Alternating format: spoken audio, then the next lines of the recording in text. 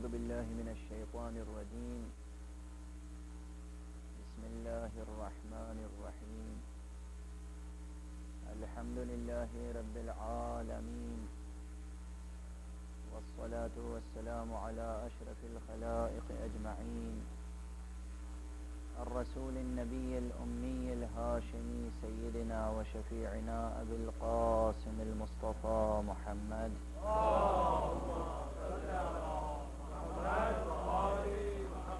وعلى أهل بيته الطيبين الطاهرين الهداة المهديين المعصومين المظلومين، واللعنة الدائمة على أعداء الدين أجمعين.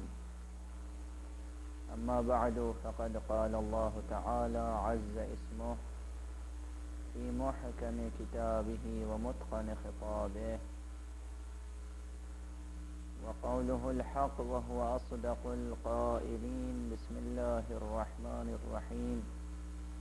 يا أيها الناس اعبدوا ربكم الذي خلقكم والذين من قبلكم لعلكم تتقون، الذي جعل لكم الأرض فراشا والسماء بناء وأنزل من السماء ماء فأخرج به من الثمرات رزقا لكم فلا تجعلوا لله أندادا وأنتم تعلمون. صلوات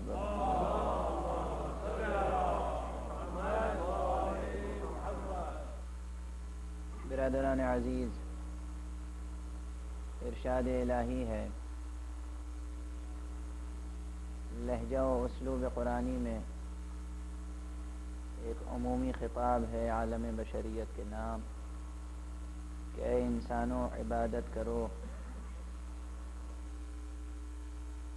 اس پرورش کرنے والے کی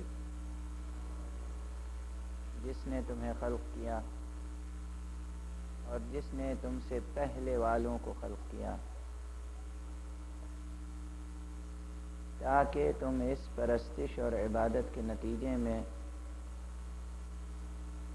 اپنی زندگی کو ابدیت آشنا بنا سکو، ایک باقی و راقی زندگی حاصل کر سکو۔ وہی پرورش کرنے والا اور وہی پیدا کرنے والا جس نے تمہارے لیے اس زمین کو فرش زندگی قرار دیا، جس نے اس فضائے بسیط کو، ان بلندیوں کو، لا انتہا بلندیوں کو تمہارے لیے معمورہ حیات بنایا اور ان بلندیوں سے پانی نازل کیا، پھر اس پانی سے تمہارے لیے طرح طرح کے ثمرات، طرح طرح کے میوے، طرح طرح کے پھل پیدا کیے، تمہارے لیے رزق فراہم کیا، رزقا لکم، تمہارے لیے رزق قرار دیا۔ فلا تجعلوا للہ اندادا وانتم تعلمون، تو بس پھر اس معبود کے لیے تم کسی کو شریک قرار نہ دو اگر تم صاحب علم ہو، اگر تم عقل و دانش رکھتے ہو تو پھر اس پروردگار کے لیے، کس؟ جس نے تمہیں خلق کیا، جس نے تم سے پہلے والوں کو خلق کیا، جس نے تمہارے لیے زمین کو فرش زندگی بنایا، جس نے اس فضائے بسیط کو، آسمان کو تمہارے لیے معمورہ حیات قرار دیا، جس نے پانی نازل کیا، پانی سے طرح طرح کے رزق تمہارے لیے پیدا کیے، اس معبود کا کسی کو شریک قرار نہ دو۔ یہ ایک خطاب قرآنی ہے، اور سب سے پہلی بات، سب سے پہلا تاثر جو اس آیت کو پڑھنے کے بعد ہوتا ہے وہ یہ کہ پروردگار عالم نے جو دعوت عبادت دی ہے، جو پرستش کا پیغام دیا ہے، جس بندگی کو طلب کیا ہے، وہ بلا سبب طلب نہیں کیا، بلا دلیل طلب نہیں کیا، بس یہ نہیں کہہ دیا کہ تم عبادت کرو میری، میں تمہارا پروردگار ہوں، نہیں، کہ تم عبادت کرو ان تمام دلائل ربوبیت و عبادت کو پیش نظر رکھتے ہوئے۔ عبادت بے دلیل نہ ہونی چاہیے، عبادت بغیر معرفت کے مطلوب الہی نہیں ہے۔ اگر معرفت کا قدم درمیان میں نہ ہوتا تو یہ سب دلیلیں پیش کرنے کی کیا ضرورت تھی؟ بس یہ ایک تھا کہ اے رسول آپ جا کر پیغام سنا دیجئے کہ یہ سب اس طرح سے عبادت کریں، ختم ہو گئی بات۔ جیسے دوسرے بعض مذاہب میں ہے، خدا کی معرفت کے سلسلے میں، خدا کی پہچان کے لیے، خدا کی ہستی کا علم حاصل کرنے کے لیے، خدا کے صفات کی آگاہی کے لیے اور آگہی کے لیے کوئی مفصل بیان بعض مذاہب میں اصلاً وجود نہیں رکھتا۔ تو یہ دعوت دین و دعوت عبادت و عبودیت بلا سبب نہیں، یہ تمام دلائل ہیں۔ اچھا دلائل بھی کیا ہے؟ پھر توجہ فرمائیے کہ میں کس بات کی طرف متوجہ کرنا چاہ رہا ہوں۔ جو دلیلیں پیش کی گئیں، جو ہماری تھیولوجی میں یا علم الکلام میں دلیلیں ہیں، مذہبی زبان میں جو دلیلیں ہیں، وہ دلیلیں یہاں کچھ بھی نہیں ہیں بظاہر۔ جس طرح مذہبی حضرات عبادت و عبودیت کی دعوت دیتے ہیں، وہ اسلوب نہیں ہے۔ یاد آ گئی یہ بات اس وقت کہ کوئی 9 برس پہلے کی بات ہے، کینیڈا میں کنکارڈیا یونیورسٹی میں ایک صاحب فزکس کے پروفیسر ہیں اور ایک صاحب میتھمیٹکس کے پروفیسر ہیں۔ ان دونوں سے نشست رکھی گئی، مناظرہ رکھا گیا اس مسئلے پر کہ آیا فزکس کا مطالعہ تصور خدا تک پہنچاتا ہے یا نہیں، تصور خالق تک پہنچاتا ہے یا نہیں۔ فزکس کی اسٹڈی، اس فزیکل ورلڈ کی اسٹڈی، سائنٹیفک اسٹڈی، کیا کسی کریٹر یا کسی خدا یا کسی معبود یا اللہ کے کنسپٹ تک لے جاتا ہے یا نہیں، کوئی تصور پیدا ہوتا ہے یا نہیں۔ اس موضوع پر ایک مناظرہ تھا جس میں صرف چند افراد تھے، 2 پروفیسر صاحبان تھے، ایک یہ طالب علم تھا اور 2-3 حضرات سامعین کے طور پہ موجود تھے۔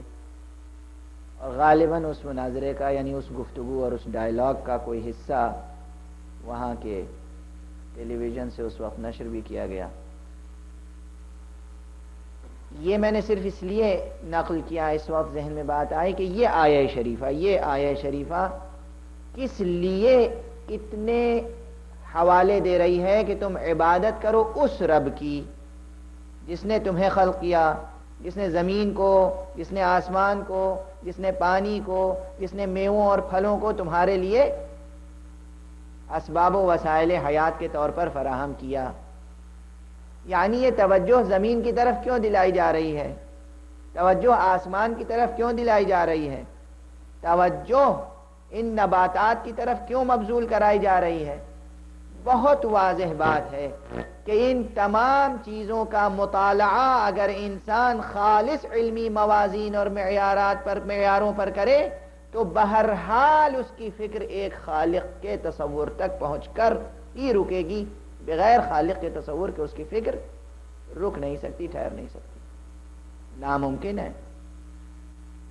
اس کائنات کا کوئی شخص مطالعہ کرے بطور خاص اس نقطے کو پیش نظر رکھتے ہوئے جس کی طرف کل سرسری سا اشارہ ہوا تھا کہ اس کائنات کو جب ہم دیکھ رہے ہیں، بلکہ ایک مجلس میں اور کسی کے گھر پہ مجلس تھی، اس مجلس میں بھی یہ اشارہ ہوا تھا کہ ہم پوری کائنات پہ جب نظر ڈال رہے ہیں تو ایک مسلسل تغیر، ایک مسلسل چینج نظر آ رہا ہے۔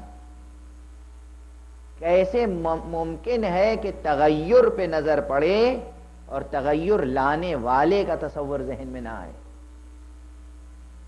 کیسے ممکن ہے کہ تبدیلی دکھائی دے اور تبدیلی لانے والے کی طرف ذہن منتقل نہ ہو؟ یہ ایک بحث۔ اور دوسری بحث، بس یہ سوال ختم ہو گیا، یہاں پہ بحث جاری رہے گی آپ کے ذہنوں میں۔ یا ایھا الناس اعبدوا ربکم الذی خلقکم، پہلے فقرے سے کم از کم 2 علوم مستقل طور پہ سامنے آ جاتے ہیں۔ اے لوگو، عبادت کرو اس رب کی جس نے تمہیں خلق کیا۔ ایک مسئلہ خلقت کا سامنے آ جاتا ہے، اور ایک مسئلہ تم کو خلق کیا۔ تم، یہ تم کون ہو، میں کون ہوں، ہم کون ہیں۔ معرفت نفس کا باب یہیں سے کھل جاتا ہے۔ علم النفس اور علم الوجود، 2 علوم کی یہیں سے گفتگو شروع ہو جاتی ہے۔ پروردگار عالم کی عبادت کرنی ہے، پروردگار عالم کی معرفت حاصل کرنی ہے، لیکن یہ معرفت مکمل نہیں ہو سکتی جب تک کہ ہم اپنے نفس کا مطالعہ نہ کریں۔ اور یہ نفس انسانی بجائے خود بہت عظیم شے ہے۔ اس طرف میں ضرور متوجہ کرنا چاہوں گا کہ انسان اپنے نفس کی عظمت سے آشنا نہیں ہے۔ یوں تو بہت سادہ سا فقرہ ہے جو ہمارے اور آپ کے امام اول حضرت علی ابن ابی طالب علیہ السلام نے ارشاد فرمایا ہے کہ من عرف نفسہ فقد عرف ربہ، جس نے اپنے نفس کو پہچان لیا اس نے اپنے پروردگار کو پہچان لیا۔ دونوں صیغے ماضی کے ہیں۔ من عرف نفسہ فقد عرف، وہاں بھی پاسٹ ٹینس اور یہاں بھی پاسٹ ٹینس، ماضی کا صیغہ ہے۔ جس نے اپنے نفس کو پہچان لیا اس نے اپنے رب کو پہچان لیا۔ یہ کسی شاعر کا قول تھوڑی ہے، یہ کسی فکشن رائٹر کا کوئی سینٹنس تھوڑی ہے، یہ کسی معمولی ادیب کا جملہ نہیں ہے، معمولی خطیب کا جملہ نہیں ہے، خطیب قرآن کا فقرہ ہے، جناب امیر المؤمنین علی ابن ابی طالب علیہ السلام کا فقرہ ہے۔ تو اب نفس انسانی کی ایک عظمت تو بہت سادہ سی سامنے یہ آئی، بہت آسانی کے ساتھ سامنے آئی کہ پروردگار عالم جیسی عظیم ذات اور عظیم ہستی کا تعارف کرانے کی جس شے میں صلاحیت ہوگی، کیا وہ کوئی معمولی شے ہوگی؟ اس عظیم خالق کا معرف ہے ہمارا نفس۔ 2 لفظیں استعمال ہوتی ہیں منطق میں، معرف اور معرف۔ معرف یعنی پہچنوانے والی چیز، معرف یعنی جس کو پہچنوایا جائے۔ پروردگار ہے یہاں معرف اور نفس ہوا ہمارا معرف۔ ہمارا نفس پہچنوانے کی صلاحیت رکھتا ہے، تب تو پہچان مکمل ہوگی۔ اب اپنے نفس کی عظمت کو پہچانے۔ اب آپ کا قصیدہ پڑھ رہا ہوں، کسی غیر کا نہیں، ہر فرد انسان، اور آپ کے آغوش میں جو بچے آتے ہیں پھر ان کی عظمت، اگر آپ اپنی عظمت کو کھو چکے ہیں تو بچانے کا ایک ہی طریقہ ہے کہ اپنے بچوں کو اس عظمت تک پہنچا دیں۔ اپنے زیاں کا تدارک اسی طرح ہو سکتا ہے، جو نقصان ماضی میں ہو چکا اس کا تدارک، اس کا معالجہ یوں ہو سکتا ہے کہ ہم اپنے بچوں کی تربیت اس طرح کریں کہ وہ اس منزل تک پہنچ جائیں جہاں پر نفس انسانی کی اصلی منزل ہے۔ یقیناً اس میں تمام علوم کام آئیں گے، سائنس بھی ضروری ہے، فلسفہ بھی ضروری ہے، دین بھی ضروری ہے، فقہ بھی ضروری ہے، عرفان بھی ضروری ہے. بات فرمایا آپ. بہرحال اب نفس انسانی کی عظمت پہ بڑے بڑے فلسفے پیش کیے گئے ہیں دنیا میں، بڑے بڑے فلسفے پیش کیے گئے. ہمارے شاعر مشرق علامہ اقبال خودی کا فلسفہ پیش کیا انہوں نے، اور مغربی فلاسفہ نے بھی نفس انسانی کی عظمت پہ بڑے مقالے لکھے ہیں، بڑے فلسفے پیش کیے ہیں. مگر میں عرض کیا کرتا ہوں کہ تمام فلسفیانہ مقالات عظمت انسان سے متعلق ترازو کے اگر ایک پلے میں رکھ دیا جائے اور ترازو کے دوسرے پلے میں امیر المؤمنین علی ابن ابی طالب علیہ السلام کے چند اشعار یا چند فقروں کو رکھ دیا جائے تو وہ اشعار اور وہ فقرے اور وہ اشعار جو منسوب ہیں امام کی طرف، وہ اشعار زیادہ وزین اور زیادہ سنگین ثابت ہوں گے علمی اعتبار سے. 4 شعروں کا ایک قطعہ منسوب ہے مولا کی طرف. آپ حضرات نے یہ تو سنا ہی ہوگا کہ مولا کا کہ خطبات کا مجموعہ ہے نہج البلاغہ. میں نے کسی دن ذکر بھی کیا تھا کہ نہج البلاغہ سب سے بڑا معجزہ ہے حضرت کا، سب سے بڑا معجزہ حضرت کا نہج البلاغہ ہے. اور بھی معجزات ہیں مگر نہج البلاغہ سب سے بڑا معجزہ. بہرحال وہ نثر میں ہے اور نظم میں بھی ایک دیوان مولا کی طرف منسوب ہے. پورا اس میں کلام مولا کا نہیں ہے. مولا کا شاعر ہونا کوئی بڑی فضیلت کی بات نہیں ہے، لیکن مولا شعر کہتے تھے. تاریخ ادب میں اور تاریخ اسلام میں یہ بات بیان کی گئی ہے اور پایہ ثبوت تک پہنچ گئی ہے کہ مولا وقتاً فوقتاً شعر بھی ارشاد فرماتے تھے. تو لوگوں نے یہ کیا کہ کچھ اشعار مولا کے اور کچھ اپنی طرف سے کہہ کر ایک دیوان مرتب کر دیا. لیکن بہرحال وہ دیوان بھی ادباء اور محققین اور علماء اور مومنین کے مطالعے کی چیز ہے. آپ کو یہ سن کے تعجب ہوگا کہ ہندوستان کے سنی مدرسوں میں نصاب تعلیم میں یہ دیوان داخل ہے. آپ حضرات سمجھتے ہیں کہ اہل سنت والجماعت کیا اہل بیت اطہار سے محبت نہیں رکھتے ہیں؟ کسی کو یہ نہ کہیے کہ تم محبت نہیں رکھتے ہو. ہم پیدا ہوئے ہیں دائرہ محبت کو بڑھانے کے لیے، گھٹانے کے لیے پیدا نہیں ہوئے. ہماری ذمہ داری یہ ہے کہ دائرہ محبت کو بڑھائیں، گھٹائیں نہیں. آج دن میں ایک دوست سے گفتگو کر رہا تھا اور ایک جملہ ان سے کہا تھا، وہی جملہ اس وقت پھر عرض کر رہا ہوں. میں نے کہا دیکھیے عشق ہر ایک کو کرنا چاہیے. ایک الگ موضوع ہے، کسی دن چھڑے گا تو گفتگو ہوگی اس پہ، فلسفیانہ نقطہ نظر سے بھی، شعری نقطہ نظر سے بھی. عشق ہر ایک کو کرنا چاہیے اور عشق ایک لطف الہی ہے جو زندگی بشر میں شامل حال ہوتا ہے. لیکن عشق کی 2 قسمیں بیان کی جاتی ہیں، ایک عشق مجازی، ایک عشق حقیقی. عشق مجازی اور عشق حقیقی میں فرق کیسے واضح کریں گے آپ؟ عشق حقیقی اور عشق مجازی میں اگر فرق واضح کرنا ہو تو بہت آسان ہے، ایک جملے میں یہ فرق واضح ہو جائے گا. عشق مجازی یہ ہوتا ہے کہ یا اللہ جسے میں چاہتا ہوں دنیا میں میرے علاوہ کوئی اور اسے نہ چاہے. اور عشق حقیقی یہ ہوتا ہے کہ اے مالک جس سے مجھے عشق ہو گیا ہے خدا کرے ساری دنیا اسی کو اپنا مولا تسلیم کر لے. ایک صلوات پڑھیں محمد وآلہ.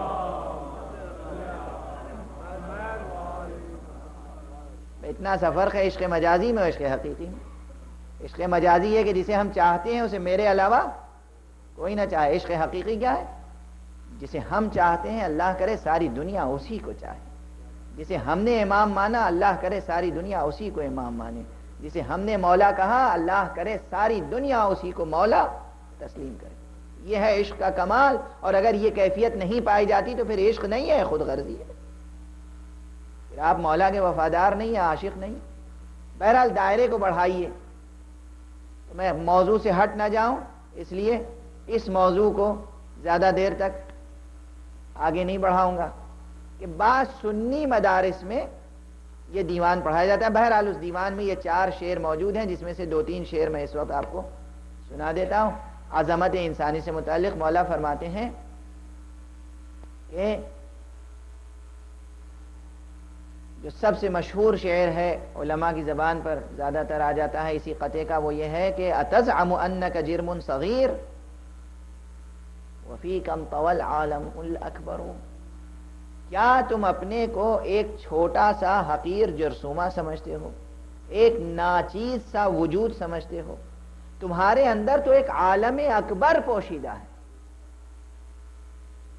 یہ عام انسان کی گفتگو ہو رہی ہے، صرف مرد مومن و مسلمان کی نہیں، عام انسان کے نفس کی عظمت پر روشنی ڈال رہے ہیں مولا کائنات۔ فرما رہے اتزعم انک جرم صغیر وفیکم طوی العالم الاکبر، کیا تم اپنے کو ایک حقیر سا چھوٹا سا جرثومہ اور حقیر سا وجود سمجھتے ہو؟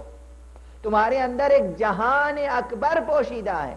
اور دوسرا شعر اس سے بھی زیادہ فکر انگیز ہے، فرماتے ہیں وَأَنْتَ الْكِتَابُ الْمُبِينُ الَّذِي بِأَحْرُفِهِ يَظْهَرُ الْمُضْمَرُ، اور تم وہ کتاب مبین ہو کہ جس کے حرف حرف سے رازہائے سربستہ آشکارا ہوتے ہیں۔ کس کا فقرہ ہے، کس کا شعر ہے؟ مولا کائنات کا شعر ہے، کسی شاعر کا نہیں کہ آپ الزام دے دیجئے کہ مبالغے سے کام لیا ہے۔ کیا کہا ہے امام نے؟ بڑے آہستہ سے سن لیا آپ نے، کوئی شور نہیں ہوا، کوئی غوغا نہیں ہوا، بعد میں شور و غوغا ہوگا۔ صلوات بھیجنا ہے تو ذرا بلند آواز سے،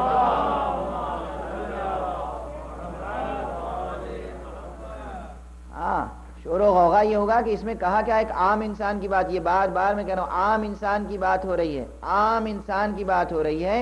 کیا کہتے ہیں وَأَنْتَ الْكِتَابُ الْمُبِينُ الَّذِي، تم وہ کتاب مبین ہو، کتاب، اللہ اکبر، کتاب مبین کسے کہتے ہیں آپ؟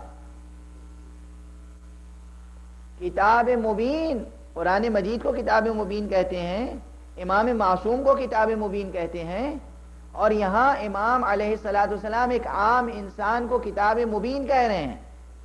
اور ہمارے یہاں عظمت انسانی کے لیے اس سے بڑھ کے بھی کوئی سند ہو سکتی ہے؟ مبین کے معنی ہے بیان گر، بیان کرنے والا یا بیان کرنے والی۔ کتاب کا فقرہ، لفظ کتاب عربی میں مذکر ہے، اردو میں مؤنث ہے، لفظ ایک ہی ہے۔ بہرحال ہم کہتے ہیں یہ کتاب اچھی ہے، عرب کہتے ہیں یہ کتاب اچھا ہے اپنی زبان میں۔ اور سنا آپ نے کتاب مبین یعنی بیان کرنے والی کتاب۔ انسان کا نفس وہ بیان کرنے والی کتاب ہے جس کے ایک ایک حرف سے رازہائے سربستہ و آشکارا، رازہائے سربستہ آشکارا ہوتے ہیں۔ جس کتاب کے ایک ایک حرف سے رازہائے سربستہ آشکارا ہوتے ہوں، کائنات کا سب سے بڑا سر نہاں، سب سے بڑا راز جو پوشیدہ ہے وہ کون سا ہے؟ ذات باری تعالی۔ یہی کتاب ہے جو اس ذات کو بھی پہچنوا سکتی ہے۔ چنانچہ یہ تقریب ہے ان دونوں باتوں میں، ایک بات جو نثر میں کہی گئی وہی شعر میں کہی گئی۔ شعر میں کہا گیا کہ تم وہ کتاب مبین ہو کہ جس سے رازہائے سربستہ آشکارا ہوتے ہیں، اور نثر میں یہ کہا گیا کہ من عرف نفسہ فقد عرف ربہ، جس نے اپنے نفس کو پہچان لیا بس اس نے اپنے پروردگار کو پہچان لیا۔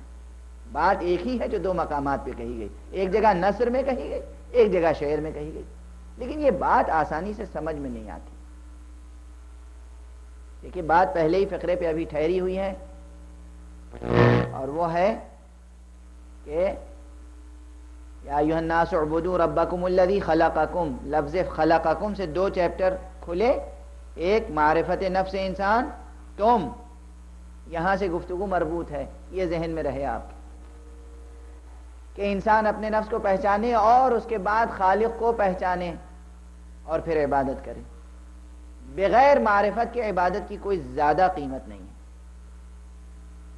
ایک حدیث ہے، بہت مشہور حدیث ہے، آپ نے بارہا سنی ہوگی، اس وقت پھر سن لیجئے اور اپنی فکروں کو تازہ دم رکھیے، فکر مزمحل نہ ہونے پائے، قوت فکری کمزور نہ پڑنے پائے، حوصلہ فکر ماند نہ پڑنے پائے، ہمت فکر جوان رہے۔ اور فرمایا، اور وہ یہ کہ 1 ساعت علمی تفکر 70 سال کی بے معرفت عبادت سے افضل ہے۔ آپ سوچ سکتے 1 سال، 70 سال اور 1 ساعت، 1 ساعت اور 70 سال، بہرحال یہ حدیث پیغمبر ہے، حدیث معصوم ہے۔ فکر کیجئے، اور فکر کرنا ہے تو تھوڑا سا ہمارے ساتھ ساتھ چلیے۔ معرفت نفس یوں آسان نہیں ہے، لیکن کیسے معرف ذات باری ہے یہ نفس انسانی؟ ایک جملے میں تو ایک بحث یوں ہی ختم ہو جائے گی کہ ظاہر ہے جب انسان، یہ کئی کل بھی اشارہ کر چکا، اس سے پہلے کی مجلسوں میں بھی اشارہ کر چکا، کہ انسان جب اپنے نفس کی طرف غور کرے گا تو سب سے پہلے وجود ذات کے بارے میں یہ سوال پیدا ہوگا کہ یہ وجود ہمارا ذاتی نہیں ہے، کہیں سے آیا۔ ادھر یہ ریکگنائز کیا کہ یہ وجود ہمارا ذاتی نہیں ہے، ادھر ذہن اس طرف ملتفت ہوا جہاں سے وجود آیا۔ بہت سادہ سی بات ہے۔ ادھر یہ بات تسلیم کر لی کہ وجود ہماری اپنی ذاتی چیز نہیں ہے۔ اچھا جب ہماری اپنی ذاتی چیز نہیں ہے تو کہیں سے آئی ہوگی، بس کہیں سے آئی ہوگی، جہاں ذہن منتقل ہوا وہاں رب کو دریافت کر لیا۔ مفیض وجود وہی ذات باری تعالی ہے جس نے وجود ہمیں بخشا۔ بہت واضح، جس نے اپنے نفس کو پہچان لیا کہ ہم ہمیشہ سے نہیں ہیں، وہ اس کو پہچان لے گا کہ جو ہمیشہ سے ہے۔ اتنی سی بات۔ لیکن اس سے آگے اور، یہ تو صرف وجود کی بات ہوئی، ہاں اور نہ کی بات ہوئی، ہے یا نہیں ہے۔ اب یہ ایک بات اور عرض کروں میں کہ ذات باری تعالی اور ذات خالق سے متعلق انکار، کل میں نے کہا تھا کہ انکار ناممکن ہے، واقعا ناممکن ہے۔ کسی نہ کسی شکل میں ایک مبدأ ہستی کا تصور ہر جگہ موجود ہے، چاہے میٹر کو مان لیجئے، چاہے انرجی کو مان لیجئے، کچھ بھی مان لیجئے، فزکس کی ٹرمینالوجی استعمال کر لیجئے یا فلسفی کے استعمال کر لیجئے۔ کہیں سے زندگی شروع ہوئی یہ تو سبھی مانتے ہیں، جہاں سے شروع ہوئی اسے مذہب اگر خدا کہتا ہے تو کسی کو کیا زحمت ہے، کیا تکلیف ہے؟ ٹرمینالوجی کی ڈیفرنس ہے، الفاظ کا فرق ہے، اور فرمایا آپ نے بات اعتراف ذات کی نہیں ہے، بات اعتراف صفات کی ہے۔ ایک خالق ہے، اس کے مان لینے میں زحمت نہیں ہے، لیکن اس خالق کی جو صفتیں مذہب نے بیان کی ہیں ان صفتوں کو سمجھنے میں زحمت ہے۔ صفات خدا میں بحث ہے، ذات میں بحث بہت کم ہے۔ کوئی نہ کوئی تو مبدا ہے جہاں سے گفتگو شروع ہوئی۔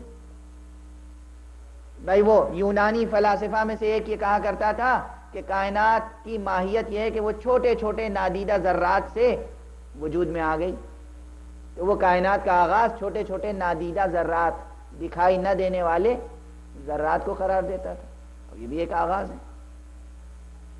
کوئی کہتا ہے کہ نہیں وہ نادیدہ ذرات نہیں تھے بلکہ کچھ اور تھے۔ بہرحال صفات میں زیادہ بحث ہے۔ اب صفات کے لیے بھی کیا نفس انسانی معرف ہو سکتا ہے یا معرف نہیں ہو سکتا؟ یہ بحث زیادہ دشوار اور پیچیدہ ہے۔ تو اب یہاں پر میں تھوڑی سی توجہ ملتفت کروں گا آپ کی، وقت بھی تیزی سے گزر رہا ہے، کہ اپنے نفس کی صفتوں کو اگر آپ پہچانتے چلے جائیں تو بھی پروردگار عالم کے صفات سمجھ میں آتے چلے جائیں گے۔ اور یہ یاد رکھیں کہ نفس انسانی کے صفات جسم انسانی کے صفات سے مختلف ہیں۔ ہمارے بدن کی صفتیں کچھ اور ہیں، ہماری صفتیں کچھ اور ہیں۔ توجہ برقرار رکھیے گا، انشاءاللہ بات فضائل سے مربوط و مرتبط ہو جائے گی۔ ہمارے نفس کی صفتیں کچھ اور، ہمارے بدن کی صفتیں کچھ اور۔ آپ اپنی ذات کو اپنے بدن سے نہ پہچانوائیے۔ اور فرمایا آپ نے، اچھا آپ دو طریقے ہیں تعارف کے، بتائیے کون سا تعارف کا طریقہ اچھا ہے؟ ایک تعارف کا طریقہ یہ ہے کہ میں ہیوسٹن آیا اور کسی نے کہا، کسی صاحب کا نام لے کر کہ فلاں سے آپ ضرور ملیے گا، نیو یارک سے جب چلا تو کہا فلاں صاحب سے ملیے گا۔ میں نے کہا وہ کیسے ہیں؟ کہا بہت لمبے ہیں، چوڑے ہیں، موٹے تازے ہیں، گورے ہیں، سر کے بال ایسے ہیں، آنکھیں ایسی ہیں، وزنی جسم ہے خاصا۔ اچھا یہ سب کس کا تعارف ہو رہا ہے؟ بس اس کے علاوہ کچھ نہیں کہا۔ اور ایک دوسرے صاحب کا تعارف کرایا، کہا فلاں صاحب سے ملیے گا۔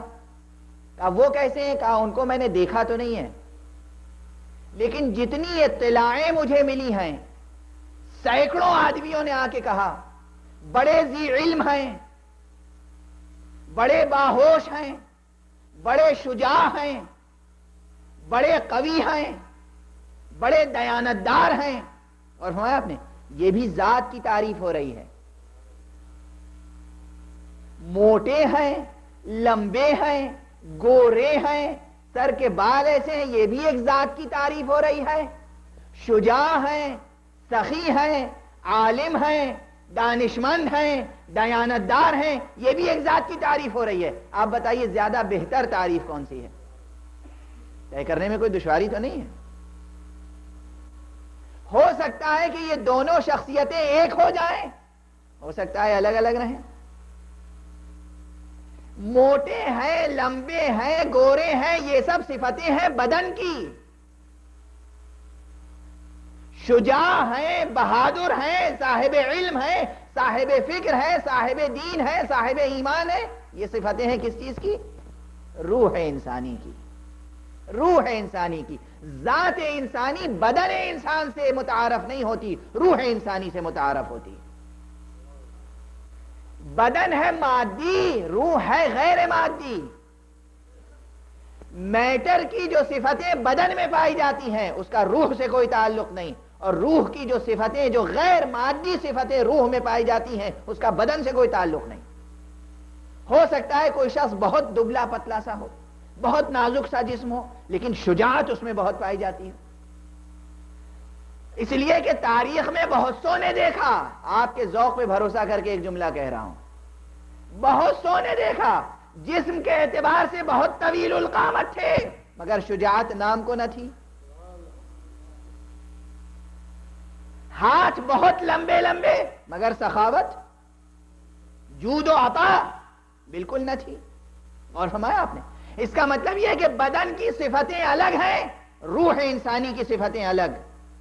اور فرمایا آپ نے انسان کی ذات میں کتنی صفتیں پوشیدہ ہیں، کتنی کوالٹیز نفس انسانی میں موجود ہیں، اس کا ابھی کسی کو اندازہ نہیں ہو سکا ہے. آپ کی سائیکولوجی اور فلسفی ابھی بہت کوتاہ ہے، بہت تنگ دامہ ہے. نفس انسانی کے سارے صفات ابھی بیان نہیں ہو سکے، اور جب نفس انسانی کے صفات بیان نہ ہو سکے ہوں، نہ ہو چکے ہوں، تو پھر ذات باری تعالی اور خالق نفس انسان کے صفات کہاں ذہن بشری میں آ سکتے ہیں؟ ایک صلوات پڑھیں محمد وآلہ محمد. بس اب گفتگو کو کوتاہ کرتے ہوئے ایک بات عرض کروں کہ نفس انسانی میں کتنی صفتیں ہیں، ذات انسانی میں کتنی کوالٹیز ہیں، اس کے پہچاننے کا طریقہ کیا ہے؟ بدن سے ان صفتوں کا کوئی ربط و تعلق نہیں ہے، پھر بھی یہی بدن ہے جو ان صفات کے اظہار کا وسیلہ بنتا ہے. اور فرمایا آپ نے تو روح اور نفس اور روح اور بدن میں ایک تعلق ہے، یہی بدن ہے جو صفات انسانی کے تعارف کا وسیلہ اور ذریعہ بنتا ہے. مثلا کوئی شخص شجاع ہے لیکن شجاعت کا پتہ نہیں چل سکے گا تب تک جب تک کہ وہ ہاتھوں میں تلوار نہ اٹھائے. ہاتھ بدن کا ایک حصہ ہے، شجاعت روح کی ایک صفت ہے، مگر اس ہاتھ نے اس روح کی صفت کا اظہار کیا، ہاتھ مظہر صفت نفس انسانی بن گیا.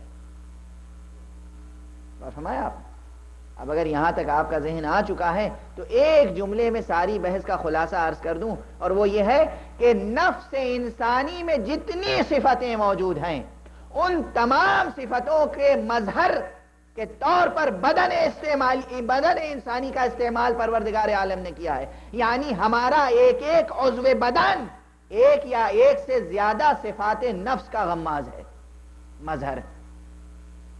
علم، شجاعت، صبر، بہت سی صفتیں ہمارے نفس میں ہیں جن کا اظہار ہمارے بدن سے ہوتا ہے. مثلا یہی ہاتھ ہے انسان کا، اگر ذات میں صفت شجاعت موجود ہے تو ہاتھ تلوار اٹھائے گا، اگر ذات میں نفس میں صفت شجاعت موجود نہیں ہے تو ہاتھ تلوار نہیں اٹھائے گا. لاکھ ہمارے ہاتھ تر و تازہ اور لمبے چوڑے ہوں، اگر کوئی سائل آ جائے در پر تو یہ ہاتھ اٹھے گا نہیں عطا کے لیے. لیکن اگر نفس میں صفت سخاوت موجود ہے، جود و عطا و کرم نفس میں موجود ہے، تو وہ صفت محرک بنے گی، اس ہاتھ کو حرکت دے گی، یہ ہاتھ کوئی نہ کوئی عطیہ اٹھا کر اس انسان تک پہنچا دے گا۔ اور جب نفس میں صفت ہی نہ ہوگی تو ہاتھ سے وہ صفت ظاہر نہیں ہو سکتی۔ اگر اتنی سی بات سمجھ میں آ گئی ہے تو بعض ابواب فضائل کے خود بخود سمجھ میں آ جائیں گے۔ ہمارا نفس انسانی، اگر ہمارے اندر صفت سخاوت موجود ہے، صفت شجاعت موجود ہے تو ہمارے بدن سے ظاہر ہوگا۔ اور اگر ہمارا بدن معلول ہے، بیمار ہیں ہم، مان لیا ہمارا ہاتھ شل ہو گیا، تو کل تک ہم اپنے ہاتھ سے دیتے تھے، آج ہم کسی اور کو اپنا ہاتھ بنا لیں گے، کسی سیکریٹری کو، کسی دوست کو، کسی بھائی کو، کسی عزیز کو، اس کو وسیلہ بنا لیں گے کہ یہ دروازے پہ جو سائل آیا ہے بغیر لیے ہوئے دروازے سے واپس نہ جانے پائے، اسے ضرور کچھ نہ کچھ میری طرف سے عطا کر دو۔ چونکہ میری ذات میں صفت موجود ہے، اس لیے اگر یہ ایک ہاتھ ہمارا بیکار بھی ہو گیا تو اس کا قائم مقام ہم دوسرے ہاتھوں کو بنا لیں گے۔ یہ تو ہم چونکہ مادی دنیا میں رہتے ہیں، بیمار ماحول میں رہتے ہیں، اس لیے ہم بیماری کی مثال دے سکتے ہیں۔ لیکن اگر کوئی ایسی ذات ہو جس کے اندر، جس کی ذات تو ہو، جس کے اندر صفات تو ہو، مگر ذات و صفات کے باوجود جسم کا ہونا ہی اس کے لیے عیب ہو، اس کے لیے جسم و جسمانیات کا ہونا ہی عار ہو، اس کی صفتوں کا اظہار کیسے ہوگا؟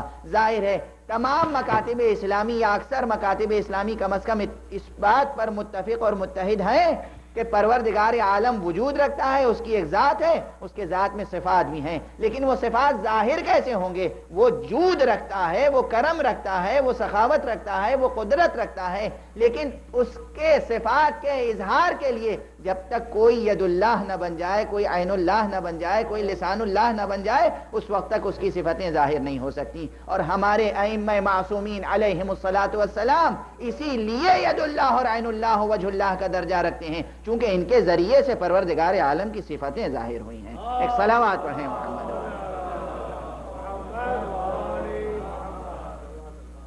بہرحال تو نفس انسانی میں بے شمار صفتیں موجود ہیں، بے شمار صفتیں موجود ہیں، بلکہ اگر اس بات کو آپ کا ذہن اس بات کا تحمل کر سکے تو عرض کروں کہ پروردگار عالم کے اکثر صفات پروردگار عالم نے ازراہ لطف نفس انسانی میں وضعیت کر دی ہیں، البتہ جتنا ضعیف درجہ وجود ہے اتنا ہی ضعیف درجہ صفات ہے، جتنا ضعیف درجہ وجود انسانی ہے اتنا ہی ضعیف درجہ صفات انسانی ہے۔ جیسے جیسے وجود انسانی قوی ہوتا جاتا ہے ویسے ویسے صفات انسانی بڑھتے چلے جاتے ہیں۔ ایک عام انسان یقیناً ذات باری تعالیٰ کا مکمل معرف نہیں ہو سکتا، مگر جسے اللہ نفس اللہ کا درجہ دے دے وہ اللہ تعالیٰ کی ذات کو یقیناً دنیا میں مکمل طور پر پہچانوا سکتا ہے۔ اسی لیے ہم اتنی تمام خشک بحث کو چھوڑ کر عام طور پر ممبر سے یہ اعلان کر دیا کرتے ہیں کہ جب تک تم نفس اللہ کو نہیں پہچانو گے اللہ کو نہیں پہچان سکتے۔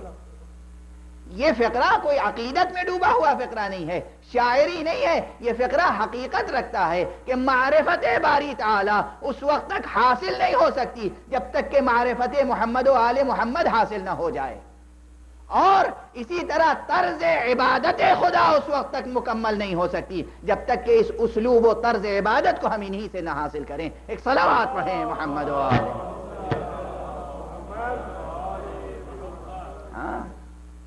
اگر آپ صرف اسی موضوع پہ غور کرتے رہیں کہ قرآن مجید نے کہا یا ایھا الناس اعبدوا، یا ایھا الناس، اے لوگو، سب کو دعوت ہے عبادت کرو کس کی؟ اس رب کی جس نے تمہیں خلق کیا، یعنی تمہارا نفس معرف ذات باری تعالی ہے۔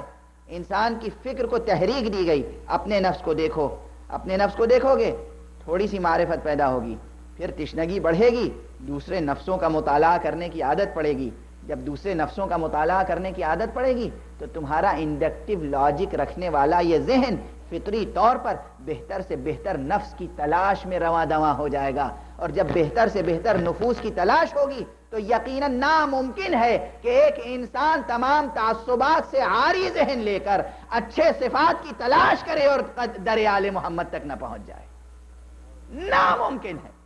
تاریخ بشریت کا کوئی مطالعہ کرے، تعصبات سے عاری ہو کر اپنی آنکھوں پہ کوئی چشمہ نہ لگائے، کوئی عینک نہ لگائے، اگر تمام تعصبات سے عاری ہو کر وہ مطالعہ عالم بشریت کا کرے، تاریخ بشریت کا کرے، تو حسن و خیر کا کوئی مکمل نمونہ ملے گا ہی نہیں جب تک کہ در مصطفیٰ پر نہ پہنچ جائے، جب تک کہ در محمد و آل محمد پہ نہ پہنچ جائے۔ صلوات پڑھیں محمد و آل محمد۔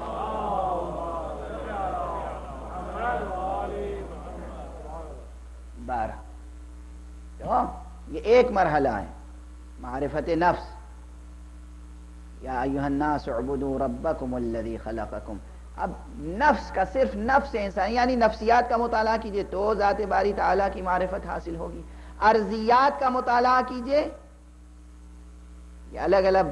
اب مجھے فکر ہی نہیں تھی، میں نے تنظیم اس گفتگو کی پہلے سے نہیں کی تھی، منظم نہیں کی تھی گفتگو، واقعاً یہ میری کوتاہی ہے، اور کل یہ احساس ہوا، بلکہ آج یہ احساس ہو رہا ہے کہ اب آج کے بعد صرف 3 دن گفتگو کے رہ گئے۔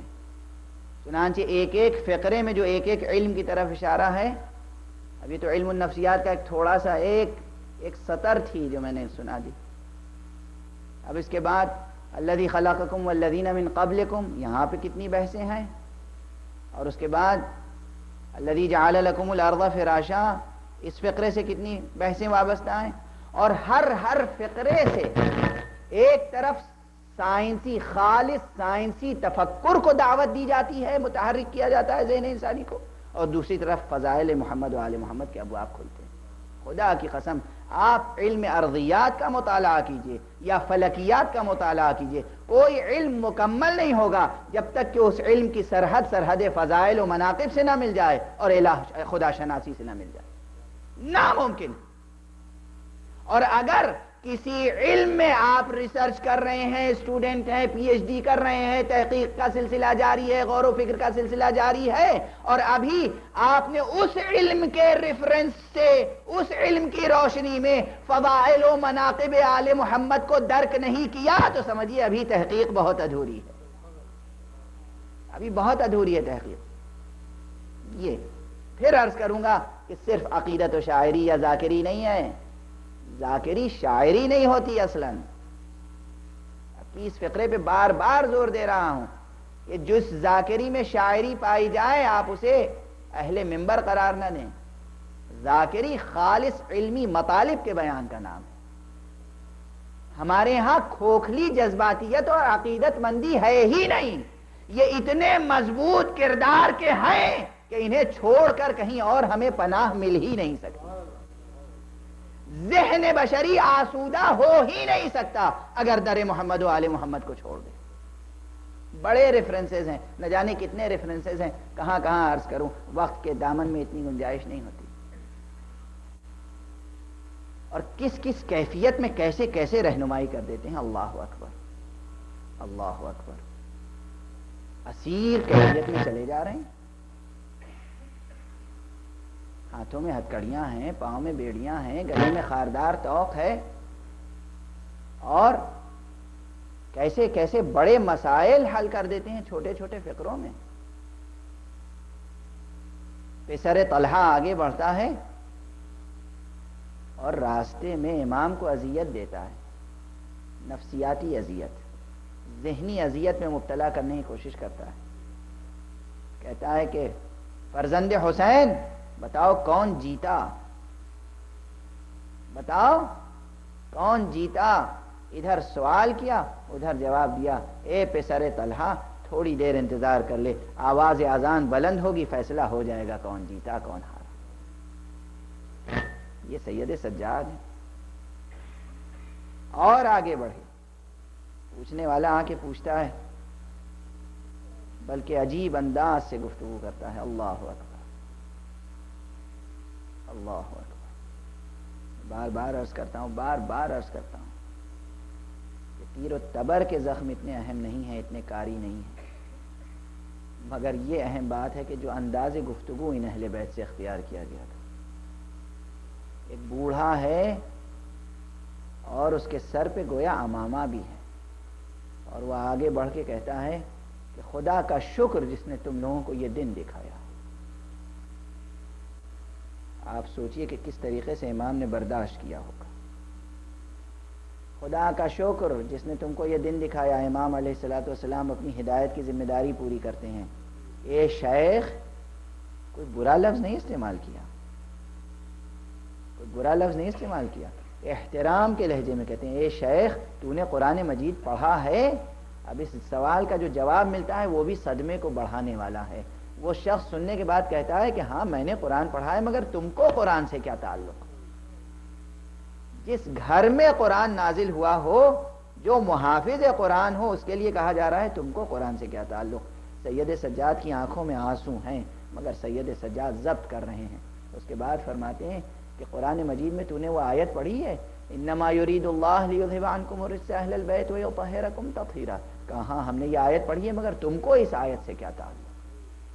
امام نے فرمایا کیا تم نے وہ آیت پڑھی ہے جس میں کہا گیا قل لا اسألکم علیہ اجرا الا المودۃ فی القربى. کہا ہم نے یہ آیت بھی پڑھی ہے مگر تمہارا ان آیتوں سے کیا تعلق.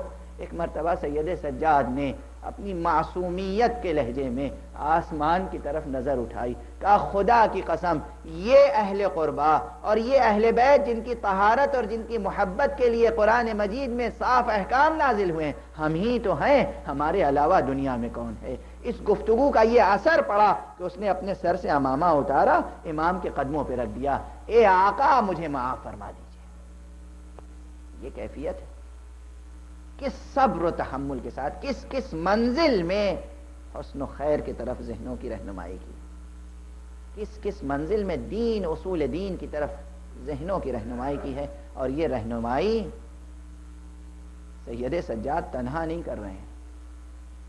ان ایام میں ذکر مصیبت مکمل نہیں ہو سکتا جب تک کہ جناب زینب کا تذکرہ نہ ہو جائے. اب ایک ایسا واقعہ ہے جسے آپ حضرات برابر سنتے رہتے ہیں, برابر سنتے رہتے ہیں, مگر میں ایک خاص تفکر انگیز کیفیت میں بیان کرنا چاہتا ہوں. مصیبت کا ایک سلسلہ ہے, ایک عظیم مصیبت ہے جو ظاہر ہوتی ہے اس واقعے میں, مگر تفکر آمیز انداز میں سنیے اور سمجھنے کی کوشش کیجیے. آنکھیں تو اپنی فطرت پہ عمل کریں گی ہی, آنسو ضبط نہیں کر سکیں گی آنکھیں, آنسو بہیں گے, مگر جو کیفیت ہے اس واقعے میں اس کیفیت پہ غور کیجیے. میں نے عرض کیا تھا کہ تمام ابواب فضائل خدا شناسی سے متعلق ہیں, تمام ابواب مصائب عبادت آموزی سے متعلق ہیں. جناب زینب ہیں, وہ بھی کوفے میں خطبہ ارشاد فرمائیں یا شام میں خطبہ ارشاد فرمائیں, ان دونوں خطبات کے متن پہ کبھی غور کیا ہے؟ کوفے میں جب جناب زینب داخل ہوئی ہیں تو ہاں یہ کیفیت ناممکن ہے کہ بیان نہ کی جائے. آپ کو اندازہ ہے کوفہ وہ جگہ ہے جہاں جناب زینب شاہزادی رہ چکی تھی, جہاں جناب زینب کے والد بزرگوار حاکم رہ چکے تھے, خلیفہ وقت رہ چکے تھے. جناب زینب کے دو رد عمل دو شہروں میں مختلف طور پہ سامنے آئے. جب کوفے میں داخل ہوئی ہیں تو کیفیت دوسری تھی, جب شام میں داخل ہوئی ہیں تو کیفیت دوسری تھی. جب کوفے میں داخل ہو رہی تھیں تو بیوی جناب زینب نے ایک مرتبہ اپنے بھتیجے جناب سید سجاد کو بلایا اور بلانے کے بعد کہا بیٹا دشمنوں سے میری طرف سے یہ کہہ دو ہمیں ایک ایسے گھر میں اتاریں جہاں کوئی کوفے کی خاتون ہم سے ملاقات کو نہ آئے. اللہ اکبر. ایک طرف یہ کہ کوئی ہم سے ملاقات کو نہ آئے, دوسری کیفیت وہ ہے کہ جو شام میں ہے کہ شام میں اعلان فرماتی ہیں اور اپنے بھتیجے سے کہتی ہیں حاکم شامی سے کہہ دو بیٹا کہ ہمارے لیے ایک گھر ایسا مقرر کرے جہاں شام کی خواتین ہم سے ملنے کے لیے آئیں, ہمارے بھائی کا پرسہ دیں ہم کو. کیفیت اس بیوی کی دو شہروں میں مختلف ہے مگر فکر انگیز بات ہے, فکر انگیز بات ہے. کوفے میں ایک دوسرا تاثر ہے, شام میں ایک دوسرا تاثر. کوفے میں اس لیے کہ ان چہروں کو دیکھنا نہیں چاہتی جن کی تربیت کی ہے اور وہ چہرے ان کی تربیت پہ باقی نہیں رہ گئے. مگر شام میں یہ مطالبہ اس لیے ہے تاکہ شام کی خواتین کی تربیت کا موقع نہیں ملا ہے, کلمہ حق پہنچانے کا موقع نہیں ملا ہے, اس لیے کہا اعلان کر دو خواہر حسین کو پرسہ دینے کے لیے آئیں. وہ پرسہ دینے کے لیے آئیں گی, ہم سے پیغام حق سن کے جائیں گی, ہم پہچانوائیں گے خدا کیا ہے, نبی کیا ہے, امام کیا ہے, ہم بتائیں گے کہ کیا گزری تاریخ اسلام کیا ہے. یہ حکمت جناب زینب ہے.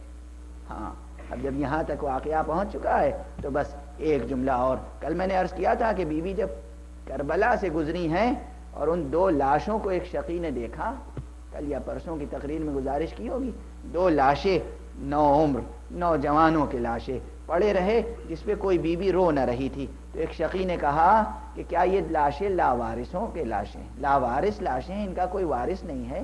یہی کیفیت شام میں نظر آئی جب بیوی نے ایک گھر کو آمادہ کیا، خالی کرایا، سیاہ پوششیں لگائی گئیں اور دعوت دی گئی، اعلان کیا گیا کہ شام کی خواتین سے کہہ دو کہ آئیں اور زینب کو پرسا دیں.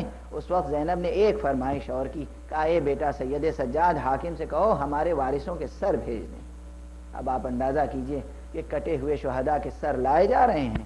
جناب امام حسین کا سر آیا، جناب زینب کھڑی ہوئی استقبال کے لیے، سر کو اپنے آغوش میں لے کر بیٹھ گئیں. جناب عباس کا سر آیا اور جناب ام کلثوم آگے بڑھیں. جناب اکبر کا سر آیا، لیلا آگے بڑھیں. جناب قاسم کا سر آیا، ام فروہ آگے بڑھیں. لیکن جب اون و محمد کے سر آئے تو کوئی بی بی اٹھی نہیں استقبال کے لیے، وہ سر لا کے زینب کے سامنے رکھ دیے گئے. دیکھنے والی بیویوں میں سے کسی نے کہا کیا یہ بچے لاوارث ہیں، ان پر کوئی رونے والا نہیں؟ ایک مرتبہ زینب تڑپ گئیں، اے خاتون ایسا نہ کہہ، یہ ہمارے بچے ہیں، یہ اون و محمد کے سر ہیں، مگر جب ہم نے انہیں حسین پر نثار کر دیا تو اب میں حسین کے علاوہ کسی کو گریہ نہ کروں گی. انا للہ و انا الیہ راجعون، رضا بقضائہ و تسلیما لامرہ. پروردگار ہمیں اعمال صالحہ کی توفیق کرامت فرما. مالک ہمیں علوم قرآن اور معارف اہل بیت سے آشنا رکھ. اے پروردگار ہمارے دامن علمی میں وسعت عطا فرما. ہماری قوم کو زندگی کے ہر محاذ پر سربلندی اور سرفرازی عطا فرما. ہم تہذیب آل محمد میں ڈھل جائیں اور وارث آل محمد کی مدد کر سکیں، ان کے اعوان و انصار میں شمار ہو سکیں. یا اللہ یا رب ہمارے سلطان کو اذن ظہور عطا فرما. ماتم حسین.